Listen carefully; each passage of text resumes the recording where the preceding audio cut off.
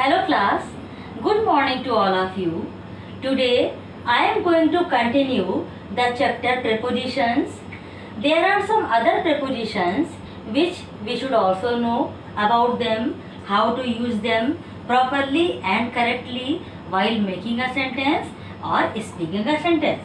So let's focus today on the uses of in, into, under, below and beneath. How to use them? Let's see. At first we will discuss on the use of in. अब देखिए in का use कहाँ कहाँ होता है. सबसे पहले constituency and movement. Constituency स्थिरता हो, एकदम कोई चीज़ शांत हो तो भी हम इन लगाएंगे. अगर मूवमेंट है तो भी हम इन लगाएंगे. That means the thing which is still और in movement but covered all around, चारों तरफ से वो घिरी हो, कवर्ड हो, तो वहां पर हम इन का यूज करेंगे. Example, my bag is in the almirah. अब देखो, my bag is in the almirah. Bag almirah में है, बिल्कुल साइलेंट, शांत, तो हमने यहाँ पर क्या यूज किया? इन यूज किया. That is preposition. Teacher is teaching in the classroom. If I ask you question, where is the teacher, तो आपका आंसर होगा इन द क्लासरूम. मतलब टीचर क्लासरूम के अंदर है and what is he doing? Teaching. तो हमने यहाँ इन का यूज किया, मतलब मूवमेंट हो रहा है. टीचर क्लास में शांत नहीं है बल्कि वो मूवमेंट कर रहा है, लेकिन वो क्लासरूम के अंदर है, तो इसलिए हमने यहाँ पर भी इन का यूज किया. तो this sentence shows constituency and this one shows movement. Next one is she is swimming in the river. अब देखिए, she is swimming, what is she doing? Swimming मतलब मूवमेंट हो रहा है, वो नदी में है और वो मूवमेंट कर रही है, वो स्विमिंग कर रही है, तो हमने यहाँ पर इन लगाया. तो इन का यूज कॉन्स्टेंसी के लिए भी होता है, स्थिरता के लिए भी होता है बच्चों, और मूवमेंट के लिए भी होता है. Okay, now it's next use what is. Now please notice the second use of in. अब देखो इनका यूज और कहाँ होता है? Months and years.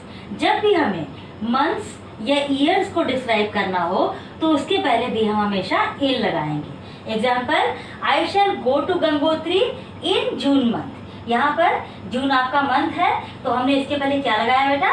इन लगाया. तो इन आपका प्रेपोजिशन मंथ के पहले आ गया. नेक्स्ट, इंडिया गॉट फ्रीडम इन 1947. अब देखो, ये 1947 दिस इज ईयर, तो हमने इसके पहले क्या लगाया? इन लगाया. लेकिन एक चीज और ध्यान दो, इंडिया गॉट फ्रीडम ऑन 15 अगस्त 1947. यहाँ पर ऑन लगा है, जैसा कि I have already taught you about that. On का यूज कब होता है? डेज और डेट्स. तो अब ये जो है ईयर नहीं रह गया, बल्कि ये पूरी एक डेट बन गई है. 15 अगस्त 1947 ये पूरी डेट है, तो इसलिए हमने यहाँ पर ऑन लगाया. और यहाँ पर ये सिर्फ ईयर को शो कर रहा है. 1947, 2005, 2020, दीज आर द ईयर्स, तो हमने यहाँ पर इन लगाया. तो सेकेंड यूज इनका ये होता है कि we use in while describing months और ईयर्स. अब देखते हैं इसका थर्ड यूज क्या होता है.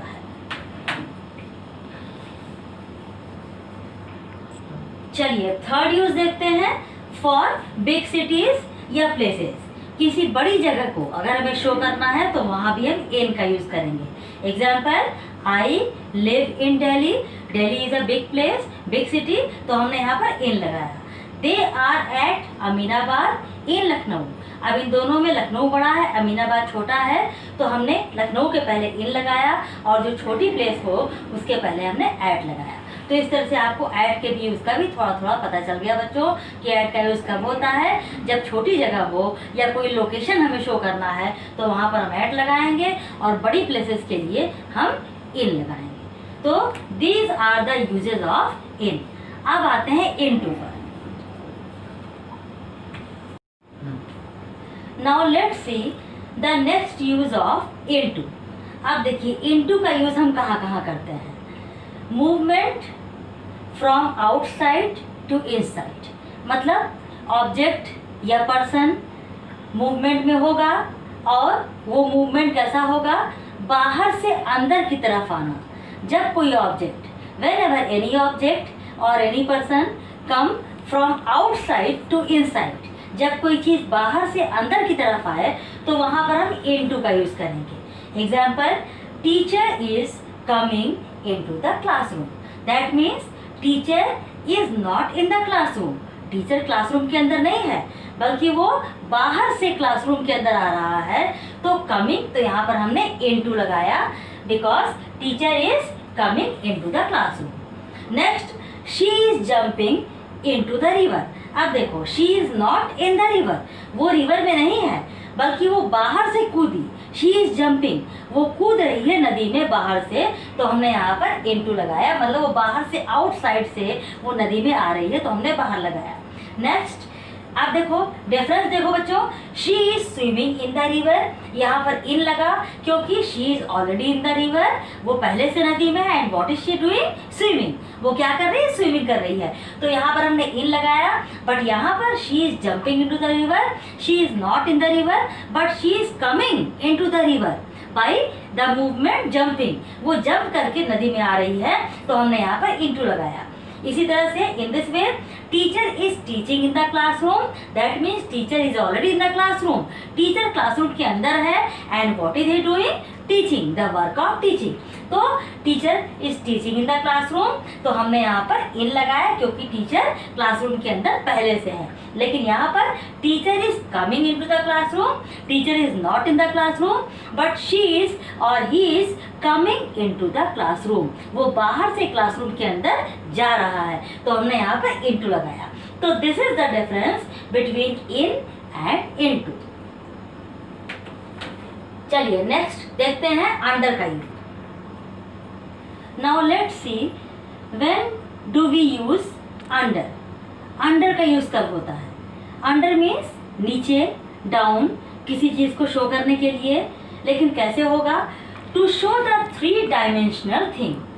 जितनी भी 3 डायमेंशनल थिंग्स हैं, अगर उन्हें शो करना है तो वी यूज अंडर, हम अंडर का यूज करेंगे। Example, my brother sat under a tree. अब ये a tree, this is 3 dimensional, तो हमने यहाँ पर क्या यूज किया बच्चों? यहाँ पर मैंने अंडर लगाया। Okay, next, Ravi is working under the table. Table आपका 3 डायमेंशनल है, तो हमने यहाँ पर क्या लगाया? अंडर लगाया। तो जितनी भी 3 डायमेंशनल थिंग्स होती हैं, उनको यूज करने के लिए, उनको शो करने के लिए हमेशा हम अंडर यूज करते हैं। नेक्स्ट यूज क्या है? To show the layer, layer को शो करने के लिए। While we want to show the layer, पर जिसे बोलते हैं लेयर को शो करना होता है, तो भी हम अंडर लगाते हैं। Example, I wear a shirt under my jacket. Jacket के नीचे, जैकेट लेयर है, तो उसके नीचे मैं क्या पहनता हूँ? एक शर्ट पहनता हूँ, तो दिस शोज द लेयर, तो हमने यहाँ पर अंडर का यूज किया। ठीक, next, below. Now the next one is below. अब देखो बिलो का यूज कहाँ होता है? व्हेन वी सी, ध्यान दो बच्चों, when we see 2 objects are on the same surface. Surface एक है आपका, प्लेटफॉर्म एक है, और उस पर 2 ऑब्जेक्ट रखा हुआ है ऊपर नीचे, तो वहाँ पर हम बिलो का यूज करेंगे। For example, see this picture, जैसे ये ब्लैक बोर्ड है बेटा, अब देखो ध्यान से, एक फिगर ये बना है और दूसरा ये बना है। ये वाला फिगर इस फिगर के नीचे है, लेकिन दोनों का जो सरफेस है दोनों ही ब्लैक बोर्ड पर है, तो हमने यहाँ पर बिलो लगाना है। तो this figure is below that, हम क्या लिखेंगे? This figure is below that, क्योंकि दोनों का सरफेस एक है, एक ही सरफेस पर 2 चीजें हैं, तो हमें यहाँ पर बिलो लगाया। एक और एग्जाम्पल देखिए, एक sentence, one more example, what are you doing? This is a sentence, I am studying, this is also a sentence. और अगर हम कहें कि this sentence is below that one, ये सेंटेंस इस सेंटेंस के नीचे है, तो यहाँ हमने बिलो लगाया, क्योंकि ब्लैक बोर्ड तो एक ही है, सरफेस एक है, और एक ही सरफेस पर 2 चीजें आपको दिख रही हैं ऊपर नीचे। तो उस समय when the surface is one, platform is one, we always use below for comparing the 2 things. Okay, now the last one is beneath. Now the last one is beneath. अब देखो बच्चों, beneath का यूज कहाँ होता है? Under a surface and touch it. कोई object surface के नीचे हो और उस सरफेस को वो टच कर रहा हो तो वहां पर हम beneath लगाएंगे। एग्जाम्पल से देखते हैं, she covered her self beneath the blanket, यानी उसने अपने आप को ब्लैंकेट से कवर्ड कर दिया, तो ब्लैंकेट उसकी बॉडी को टच कर रहा होगा तो हमने वहां पर beneath लगाया, अंडर नहीं, क्योंकि अंडर अलग अलग होता है। She is sitting under a table, तो टेबल के नीचे वो बैठी है तो टेबल उसकी बॉडी को छू थोड़ी रहा है, लेकिन यहाँ पर beneath द ब्लैंकेट हमने क्यों लिखा beneath, क्योंकि ब्लैंकेट उसकी बॉडी पर था। She covered her self beneath the blanket, तो इसलिए मैंने यहाँ पर beneath लगाया।